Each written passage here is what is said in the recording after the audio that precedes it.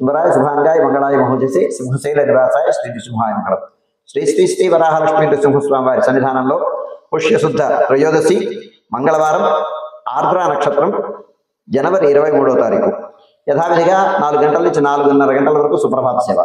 సుప్రభాత సేవలో భాగస్వాములు కాగోరు వారు దానికి తగిన రుసుము చెల్లించి పరిమిత సంఖ్యలో భాగస్వాములు కావచ్చు. 4:30 గంటల నుంచి 6:30 గంటల వరకు ప్రాతరారాధన. ప్రాతరారాధనలో భాగస్వాములు కాగోరు వారు దానికి తగిన రుసుము చెల్లించి పరిమిత సంఖ్యలో భాగస్వాములు కావచ్చు. ప్రాతరారాధనలో భాగంగా నిత్యవేద పారాయణం, ఉపనిషత్ పారాయణం, దివ్య ప్రబంధ సేవాకాలం అయిన తర్వాత ధూప సేవ సమయంలో చతుర్వేద పారాయణం, శ్రీరామాయణం, భారతం, భాగవతం, విష్ణు పురాణం, క్షేత్ర మహాత్మ్యం, వరాహ పురాణం, శ్రీభాష్యం మొదలైన గ్రంథాలన్నీ పారాయణ చేయడానికి ఉపక్రమిస్తారు. అనంతరం బాలభోగ నివేదనం అయిన తర్వాత నిత్యహోమం, బలిహరణం అయిన తర్వాత మంగళాశాస్త్రం, చాత్మరగోష్ఠి, తీర్థ వినియోగం అయిన తర్వాత చుట్టు సన్నిధిలో మంగళాశాస్త్రం పూర్తి చేసుకున్న తర్వాత సుమారు 6:30 గంటల నుంచి సర్వదర్శనం ఆరంభమవుతుంది. 7:30 గంటలకు సహస్రనామార్చనం, 8:30 గంటలకు ఆర్జిత గరుడ సేవ, 9:30 గంటలకు ఆర్జిత నిత్య కళ్యాణం ఆరంభమవుతాయి.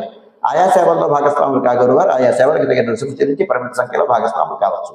11:30 గంటల నుంచి 12 గంటల వరకు మహానివేదనం, రాజభోగ నివేదనం. ఈ సమయంలో భక్తుల యొక్క దర్శనములు నిలుపుదల చేయడం జరుగుతుంది.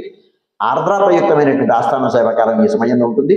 మధ్యాహ్నం 12 గంటల నుంచి 2:30 గంటల వరకు సర్వదర్శనం, 2:30 గంటల నుంచి 3 గంటల వరకు మధ్యాహ్న విరామం. ఈ సమయంలో భక్తుల యొక్క దర్శనములు నిలుపుదల చేయడం జరుగుతుంది.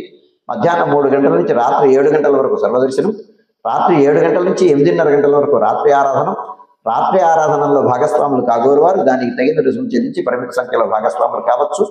8:30 గంటల నుంచి 9 గంటల వరకు సర్వదర్శనం, 9 గంటలకు ఏకాంత సేవ కవాట బంధనంతో ఈనాటి కార్యక్రమం సుసంపన్నమవుతుంది.